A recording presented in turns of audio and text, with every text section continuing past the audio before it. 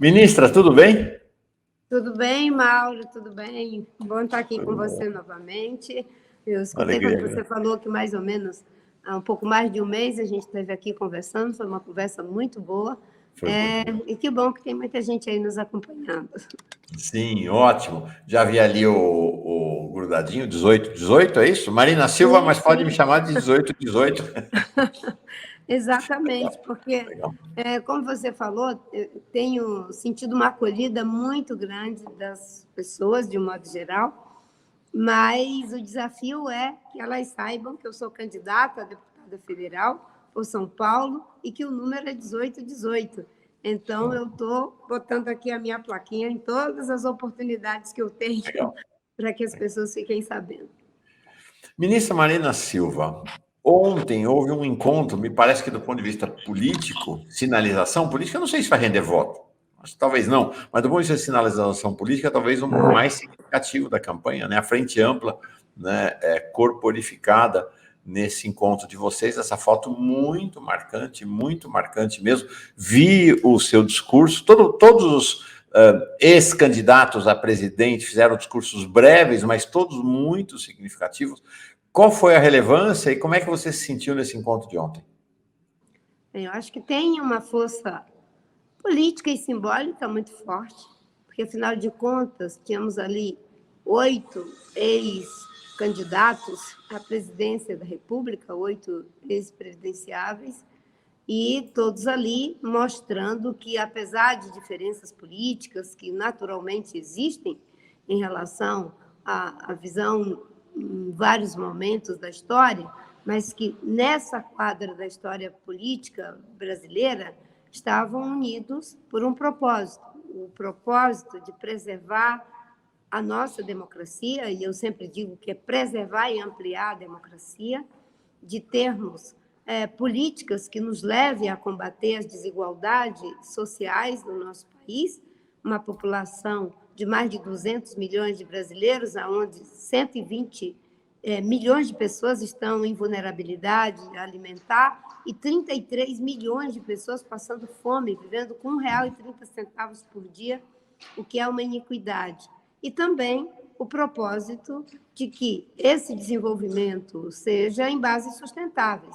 Aliás, essa foi, digamos, a base do meu encontro com o presidente Lula no dia 12, primeiramente no dia 11, numa conversa pessoal de 2 horas, e no dia seguinte, no dia 12, uma manifestação pública transparente para toda a sociedade brasileira do compromisso que ele e sua campanha estavam assumindo com as propostas que apresentei, porque eu sempre disse, como falei aqui anteriormente no seu programa, que eu estava aberta ao diálogo e que tinha que ser em bases programáticas.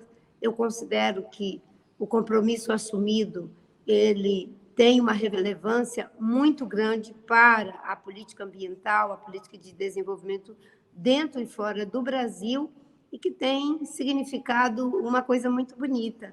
Eu fui passear um pouco com o Suplicy, a gente marcou de ir lá no Ibirapuera.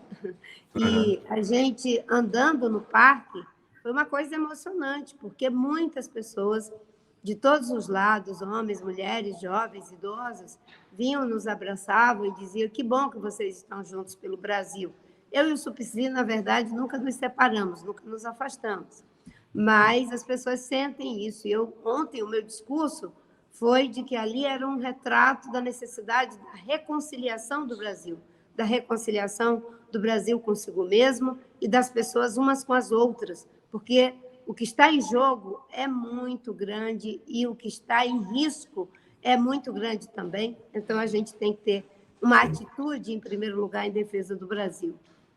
Eu vi seu discurso ontem nesse sentido, né, da urgência dessa reconciliação, mas curioso, né, um paradoxo bonito esse encontro de ontem, que é, por um lado, a necessidade de reconciliação, por outro, o elogio da diferença, né, de que é possível reconciliar na diferença, né, realmente muito significativo mesmo, muito forte, muito significativo.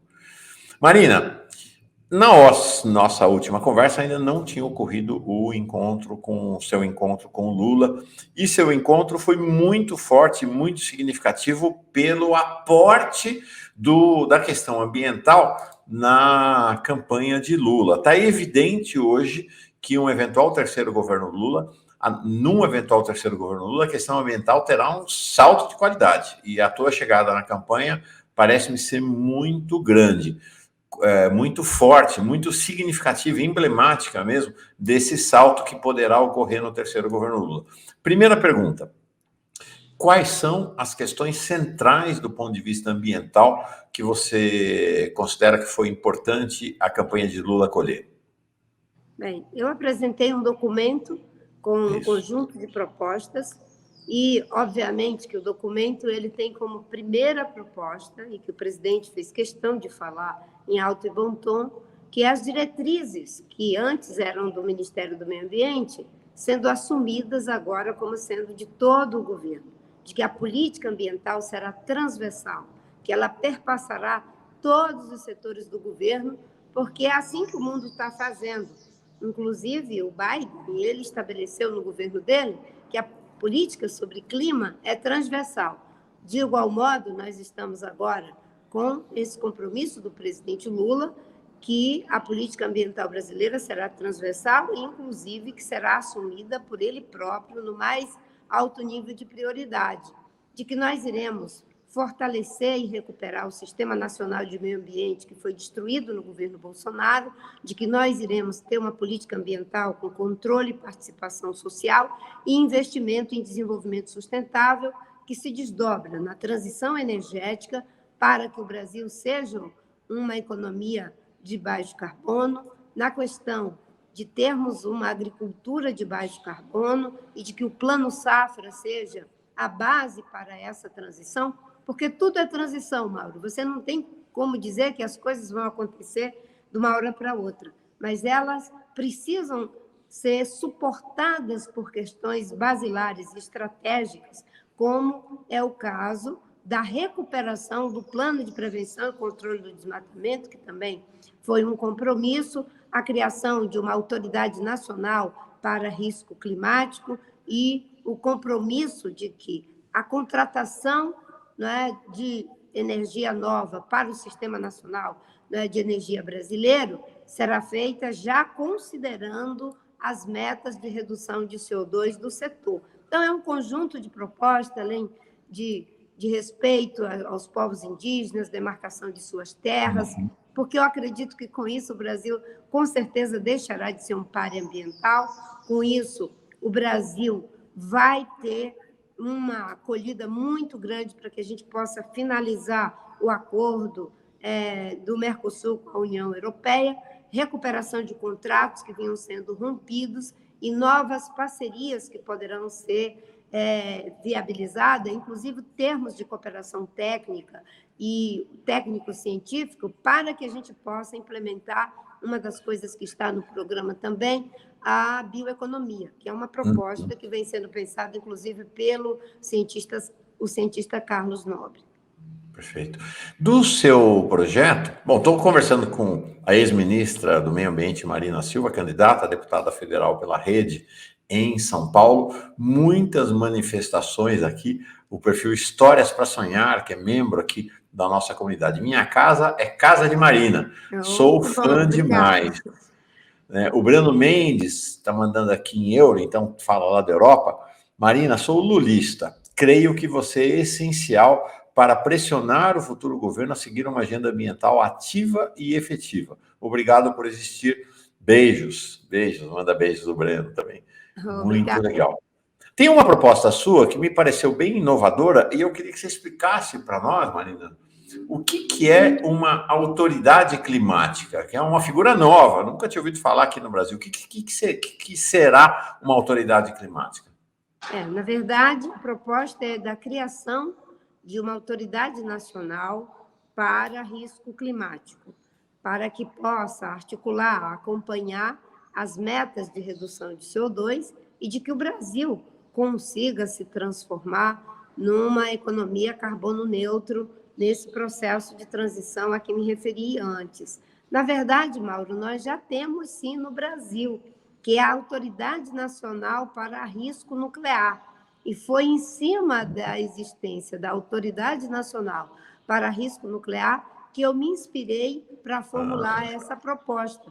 Porque se o risco nuclear é algo muito perigoso, como a gente acompanha quando temos esses acidentes no Japão, na Europa, em vários lugares do mundo, quando eles acontecem, a questão da mudança climática com o aumento da temperatura da Terra é um risco incomparavelmente maior, porque pode comprometer todo o sistema de vida no planeta.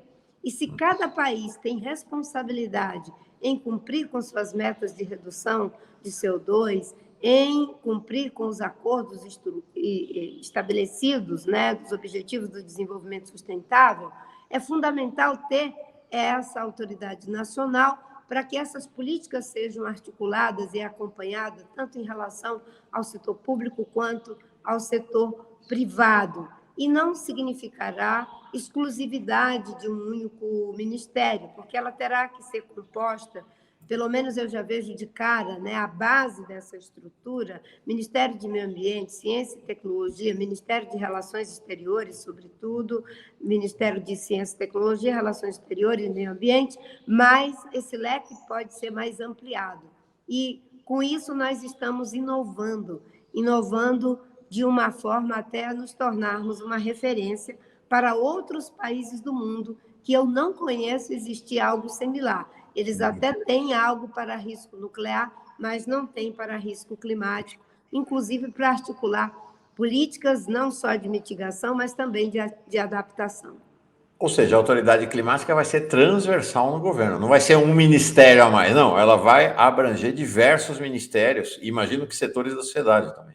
Sim, ela abrange diversos ministérios e como a política ambiental é transversal, no topo dessa política está, obviamente, como disse o presidente, né, a mais alta prioridade dele. E como ela vai se desdobrar nos diferentes segmentos, agricultura, transporte, energia, enfim, meio ambiente já é, digamos assim, a base executiva desse processo. Mas acho que o Brasil tem todas as condições de criar um novo ciclo de prosperidade e, dessa vez, sem deixar ninguém para trás. E eu vejo com muita alegria que muitos investidores, desde aquele ato do dia 12, estão animados para voltar a investir no Brasil, porque todo mundo estava com medo de ter a sua empresa, os seus fundos de investimento associados a desmatamento, a crime, à destruição dos povos indígenas. Uma repercussão também muito positiva do ponto de vista internacional e uma certeza de que nós vamos deixar, sim, de ser um páreo ambiental, né, cumprindo com essas políticas, tendo capacidade e credibilidade de articular, de implementar. Não é um caminho fácil, porque o desmonte do Bolsonaro é muito grande, mas a gente sabe o que fazer, como fazer, e temos quadros altamente relevantes e capacitados, né? Infelizmente, os partidos não acumularam muita competência nessa área, mas se nós olharmos para 30 anos de luta socioambiental no Brasil,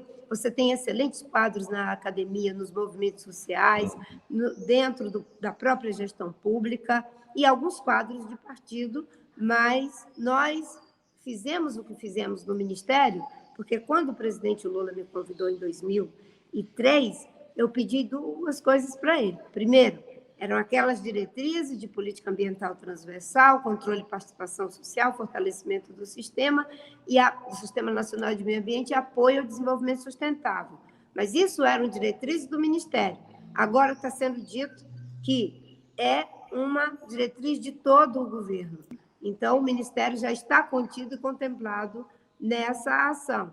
Mas, né, quando você tem digamos assim, uma ação que é conjunta por parte do governo, a potência é muito maior, porque você vai conseguir fazer com que a agricultura já vá transitando para a base sustentável, a parte de energia para bases sustentáveis. Isso não é da noite para o dia. Aliás, se a gente fizer isso, a gente volta para o acordo, a gente finaliza o acordo com o Mercosul, a gente faz o debate em condições mais adequadas em relação a questão da OCDE, tem aí uma polêmica que envolve, mas no quesito ambiental tem todas as condições de que isso possa acontecer. Mais um registro aqui da Cláudia Soares, muita admiração pela Marina e sua trajetória de vida. Que bom que ela está conosco aqui agora de manhã, está conosco na luta. Eu tenho duas questões sobre a Amazônia, mas antes, tem um chat que foi enviado aqui pelo Lucivânio, e que é um tema que eu queria conversar contigo de fato. Ele diz assim: Marina talvez não tenha noção da importância e do peso que ela tem para o planeta. Grande mulher, toda a minha admiração. Exatamente isso que eu ia te falar. Já comentei aqui, Marina, na sua ausência, a potência que seria você e Lula de mãos dadas andando pelo mundo, porque são, de fato, duas referências globais em relação ao tema do meio ambiente a partir do Brasil. Então, fico pensando, sabe? Você e Lula juntos nos fóruns mundiais de meio ambiente, a potência que isso pode ter do ponto de vista de o Brasil voltar a ser uma referência em meio ambiente no planeta. Tem alguma conversa com o Lula para andar por aí? Não, acho que agora a conversa é de andar pelo Brasil, de fazer de tudo para que a gente possa ganhar as eleições. Eu tenho dito que nós temos que nos dirigir ao conjunto dos eleitores. Tenho tido sempre o cuidado de dizer que eu tenho respeito pelas outras candidaturas, tanto do Ciro quanto da Simone, e isso é muito importante, porque se não tivermos a vitória no primeiro turno, a gente vai precisar de todo mundo, e é fundamental que essas pontes, esses caminhos, eles estejam abertos. Afinal de contas, nós queremos mudar mais que de governo, nós queremos mudar a realidade, nós queremos um outro ecossistema político.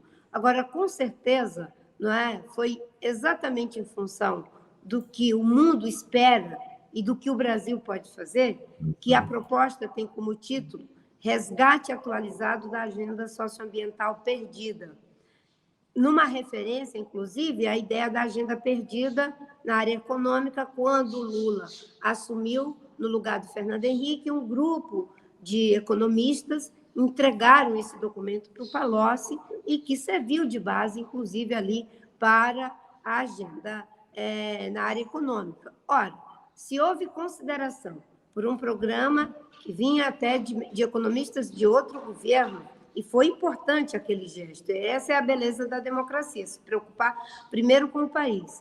Então, quanto mais resgatar a agenda socioambiental brasileira perdida, que iniciou no governo do presidente Lula, a partir de 2003, e que depois de 2012, foi perdendo força, no governo Temer, enfraquecida mais ainda, mas no governo Bolsonaro ela foi destruída. Então, ninguém melhor do que o Lula para se comprometer com essa agenda, porque, afinal de contas, foi ela que começou no governo dele. E por que atualizada?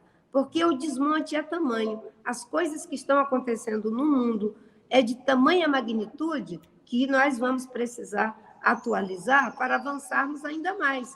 Quando eu fui ministra, nós não tínhamos os Estados Unidos no Acordo de Paris, era muito difícil as negociações. Agora, nós temos o Biden, que colocou a questão climática como uma política transversal, que conseguiu aprovar o seu pacote de medidas para a transição climática.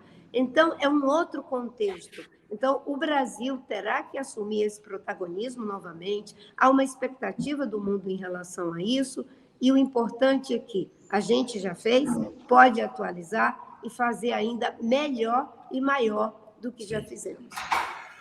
E acho que tem um salto de qualidade, né, Marina? Se a gente olha para os debates do início do século, quando você se projetou, né, como uma referência nacional e internacional no meio ambiente, e hoje, lá no começo do século, tinha uma coisa que era assim: vamos conversar sobre economia e meio ambiente, vamos conversar sobre a questão social e meio ambiente.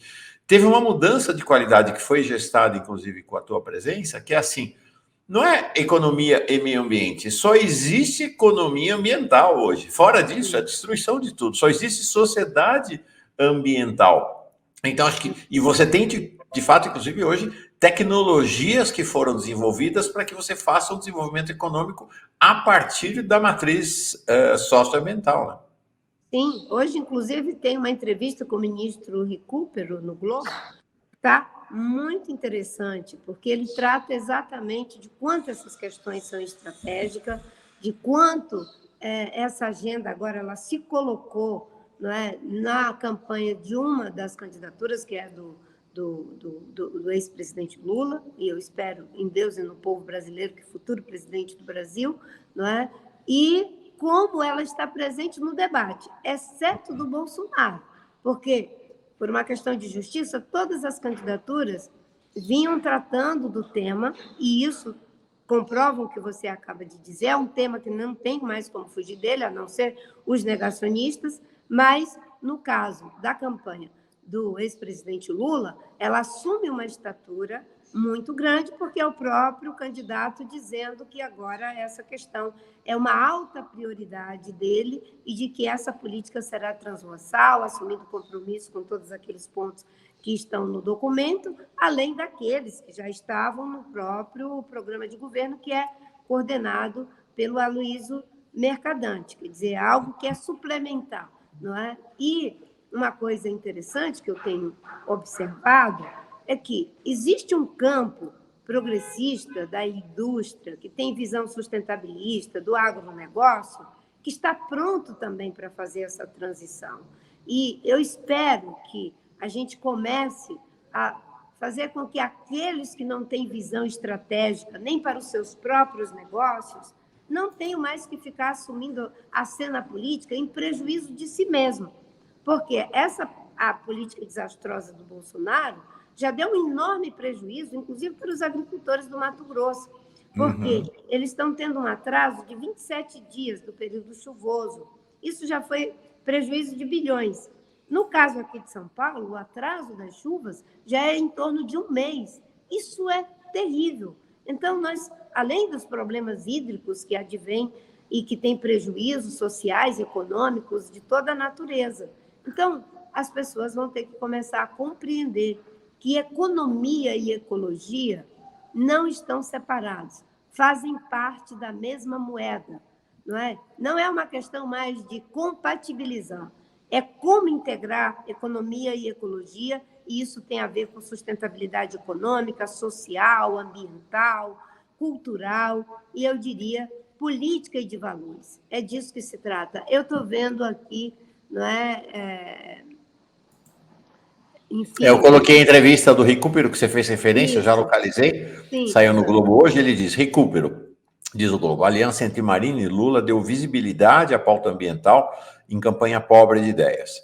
Ex-ministro do governo Itamar Franco destacou que decide o voto com base na pauta ambiental e afirma que o movimento do petista, né, nesse encontro com Marina, foi o mais importante da eleição até o momento. O embaixador Rubens Recupero é, de fato, respeitado em todos os quadrantes da vida política no país, né?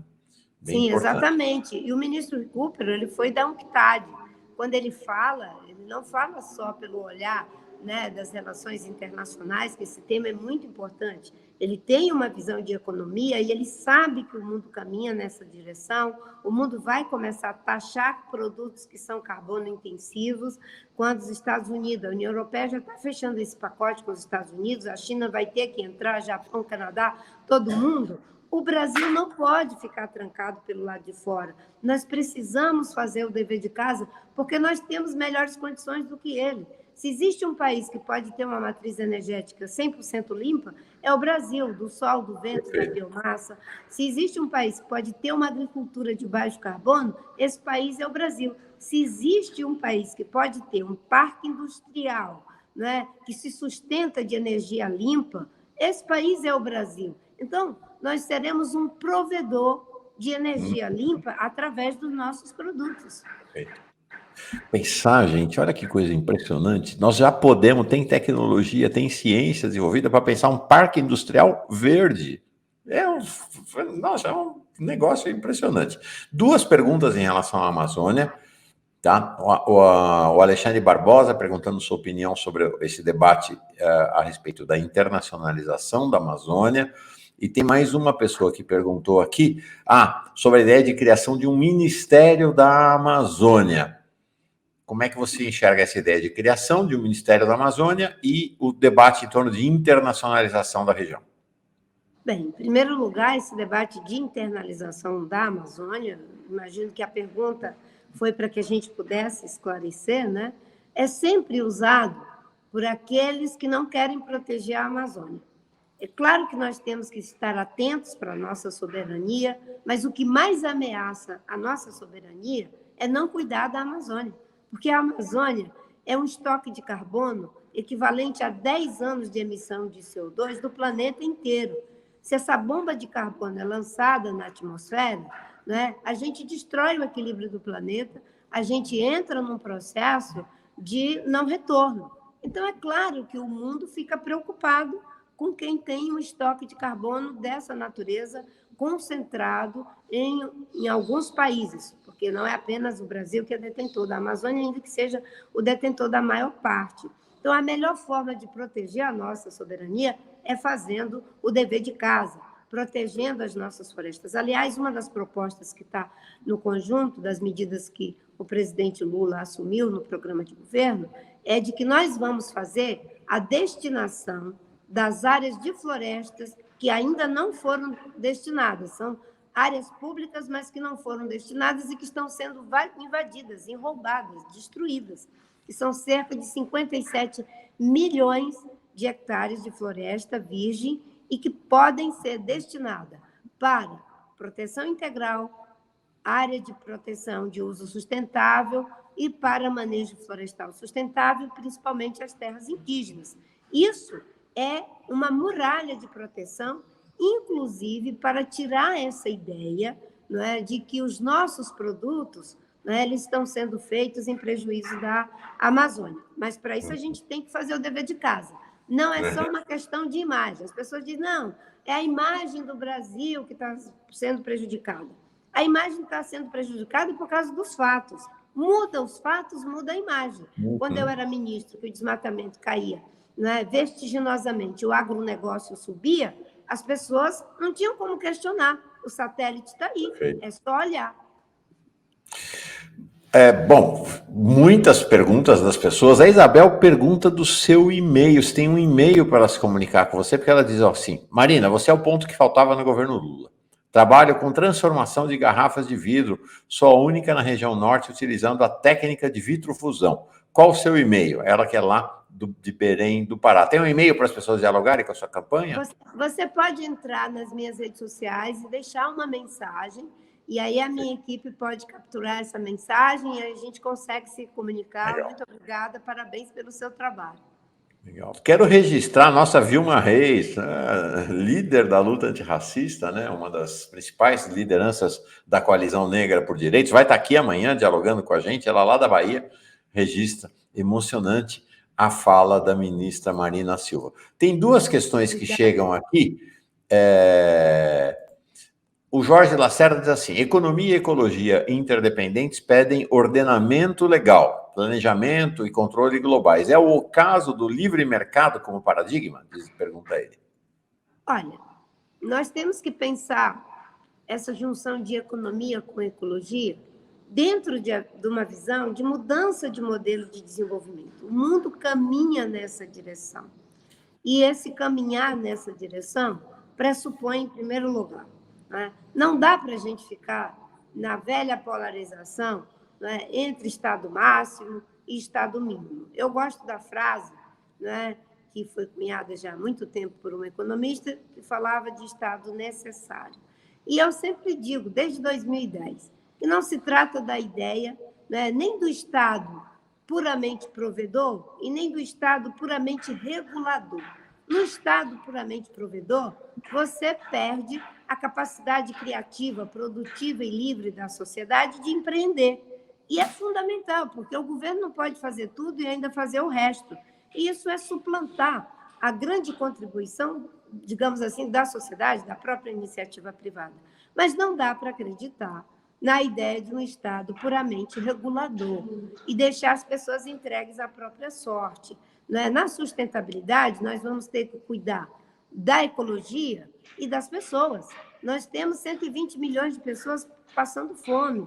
Nós temos pessoas na periferia que estão catando osso. Então, por isso que no Brasil surge o conceito de socioambientalismo. O socioambientalismo é exatamente essa equação, aonde a economia tem que caminhar junto com a ecologia e o combate às desigualdades. Não vamos imaginar que o novo ciclo de prosperidade vai nos permitir continuar consumindo indefinidamente, tendo margem de lucros que são, digamos, insustentáveis, em prejuízo da natureza e das condições de vida digna das pessoas. Mas, obviamente, né, que a livre iniciativa está presente dentro de um modelo sustentável de desenvolvimento. Por isso que ele é em 4 dimensões para as Nações Unidas. Um modelo sustentável tem que ser do ponto de vista social, ambiental, econômico e cultural. E eu diria, um modelo sustentável é aquele que é também do ponto de vista político, ético e estético, porque é algo terrível. A gente vê as pessoas com esgoto a céu aberto, é terrível a gente ver as pessoas que não têm uma moradia. Só aqui em São Paulo são 80 mil pessoas na rua. O novo ciclo de prosperidade não pode deixar ninguém para trás. E há uma responsabilidade, sim, muito grande dos governos e das empresas, e por isso que já existem muitas articulações de empresas que trabalham com a lógica do impacto social, do impacto ambiental positivos, inclusive grandes, enfim, donos de fortunas que estão trabalhando a ideia de que é preciso que se tenha uma renda básica de cidadania para a população do planeta, inclusive pensando na questão da disrupção tecnológica, mesmo que para isso tenha que taxar grandes fortunas. São eles que estão se apresentando voluntariamente, e se alguém quiser buscar isso, é um movimento de pessoas que estão pensando. O novo ciclo de prosperidade não pode mais deixar para trás o vagão das mulheres, o vagão dos jovens, dos pretos, dos indígenas, da população LGBTQIA+. Eu vou ter que liberar a ministra Marina Silva, que vocês imaginam o que é nessa reta final campanha de uma candidata a deputada, o ex-presidente do PT e companheiro de Marina em tempos passados, José Genuíno, já está aqui na sala de espera, vou embarcar ele já. Então, eu vou juntar 2 perguntas que te fizeram aqui, Marina, e termino com uma última e agradecendo desde já.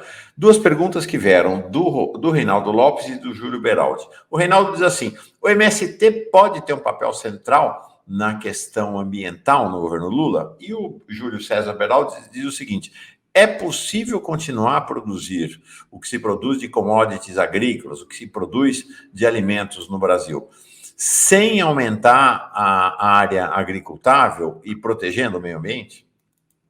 Em primeiro lugar, é perfeitamente possível dobrar a produção agrícola brasileira sem precisar mais desmatar. Só na Amazônia nós temos mais de 17 milhões de hectares de área abandonada ou semi-abandonada, que com as tecnologias da agricultura de baixo carbono, a gente dobra a produção sem precisar mais desmatar. Isso é válido para todos os biomas brasileiros. Inclusive, nós temos que ter um modelo econômico diversificado, onde existe lugar para o agronegócio, para o agricultor familiar, para o extrativismo, para a indústria, para o turismo, para a economia criativa, para a economia circular, enfim, todas essas modalidades é que tornam um ecossistema econômico, social, cultural saudável, porque quando você tem a mesma espécie, a mesma coisa, você acaba entrando em erosão econômica, erosão social, erosão cultural. Os países que saíram da armadilha da renda básica, como diz meu amigo Janete e meu amigo André Lara Rezende, foram aqueles que foram sair, né, da condição de ser apenas ligados às commodities, né, ter como base da sua economia as commodities. Elas são importantes, mas você precisa ter indústria, você precisa ter, né, uma economia diversificada. E a outra coisa, quando me pergunta sobre o papel do MST, eu vejo que, quando o presidente Lula diz que a política ambiental vai ser transversal, ela vai estar presente em todos os setores do governo. Inclusive, vai estar presente nas políticas voltadas para os grandes agricultores e os agricultores familiares. E eu vejo que os agricultores familiares, hoje, eles estão indo mais rápido para a agricultura orgânica, para formas regenerativas de produzir, até mesmo do que aqueles que ainda resistem no agronegócio reacionário. Mas também tem muita gente do agronegócio que tem uma outra visão. Por isso que a gente não pode generalizar. Não é apenas, digamos, o agronegócio, como se todos fossem a mesma coisa. Do mesmo jeito que não dá para dizer, são os evangélicos como se fossem a mesma coisa, são os católicos. Não, existem diferenças, existem formas de lidar com essa questão da sustentabilidade. O importante é saber, né, que haverá respeito pela norma, respeito pela Constituição, respeito para que o nosso país possa transitar, fazer um trânsito. Só que não pode ser um trânsito, né, com uma bola amarrada no pé e em cima da ilegalidade. Porque hoje o que nós temos é um governo que desmontou as políticas, não só para os pequenos agricultores, mas de proteção ao meio ambiente, de proteção aos povos indígenas, e que está prejudicando os interesses do Brasil em termos econômicos, em termos sociais, em muitos aspectos. Legal. Última questão. Saiu agora cedo. Esta notícia foi manchete do UOL agora de manhã. Ato do governo Bolsonaro deve anular até 16... Não, gente, não é 16 milhões, é 16 bilhões em multas ambientais. Minha pergunta para encerrar, Marina, é a seguinte: já dá para, nessa altura do campeonato, ter um inventário de qual é exatamente o prejuízo ambiental ou o prejuízo na Amazônia? Qual é o tamanho dos danos causados pelo governo Bolsonaro, na verdade, o governo Temer-Bolsonaro, para o meio ambiente brasileiro? Olha, essa política ambiental ela começa a enfraquecer a partir de 2012, depois ela vai ganhando força no governo Temer de enfraquecimento e chega no governo Bolsonaro totalmente destruída. O prejuízo ele é enorme.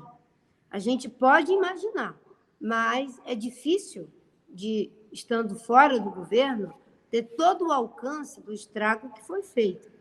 Agora, obviamente, que é possível reverter o processo. Isso eu não tenho dúvida. Só para você ter uma ideia, quando eu fui ministra, nós colocamos na cadeia 725 criminosos. Nós inibimos 33 mil propriedades de grilagem e nós criamos cerca de 25 milhões de hectares em áreas protegidas. O Bolsonaro, em apenas 3 anos e meio, ele já é responsável por 1/3 das florestas virgens destruídas no mundo. Quando eu e o Márcio Tomás Bastos implodimos 86 pistas clandestinas na Amazônia, a gente fez algo que foi muito relevante para cortar as pernas do garimpo ilegal e do tráfico de madeiras e assim por diante. Você sabe quantas pistas clandestinas nós temos hoje na Amazônia? Nós temos 1.260 pistas clandestinas na Amazônia. É um queijo suíço da ilegalidade. Então, é um esforço muito grande. Agora, não é? Quando eu fui ministra, trabalhando com inteligência, com a Polícia Federal, fazendo o trabalho de inteligência, o IBAMA fazendo o trabalho de autuação, de fiscalização, o Exército dando suporte logístico e de dissuasão, nós conseguimos os resultados que alcançamos. Não foi por acaso que, de 2003 a 2008, o Brasil foi responsável por 80% das áreas protegidas no mundo e evitamos lançar 5 bilhões de toneladas de CO2 na atmosfera, a maior contribuição já dada até hoje por um país. E, obviamente, que o esforço será grande, mas é possível, sim, fazer a reversão de tudo isso. Nós temos quadro técnicos e eles estão na academia, técnicos que hoje estão dentro do governo, sendo perseguidos, sendo isolados, sendo até mesmo ameaçados, porque são expostos, alguns foram exonerados, como é o caso do delegado Saraiva e tantos outros que sofreram ameaça. Meu querido companheiro, que é até candidato a deputado federal comigo, Ricardo Galvão, foi exonerado do INPE, porque o Bolsonaro não queria que os dados do desmatamento fossem tornados públicos. Eu espero, sinceramente, entrevistá-la novamente, ainda em outubro, mais no final do mês, aí conversar com a deputada Marina Silva e falar sobre os planos de governo do presidente Lula já eleito no primeiro turno. Mas para fazer isso, tem que correr, tem que eleger Marina, tem que eleger Lula, dia 2 de outubro. Obrigado, Marina. E o Muito número, obrigado pela Mauro, não esquecer, olha, é 1818, Marina Federal, por São Paulo e pelo Brasil, 1818, espalhe essa ideia, porque cada um pode postar nas suas redes, espalhar nos seus contatos, porque é assim que a gente vai ter uma grande votação para mostrar que esse tema é relevante para o Brasil, para dar sustentabilidade a um novo ciclo de prosperidade que fortalece a democracia, combate desigualdade e protege o meio ambiente. Valeu. Obrigado, Marina. Boa caminhada aí nesses dias que faltam. Tchau. Deus quiser. É Lula presidente, Marina deputada federal e Haddad governador. Valeu. Paz e bem.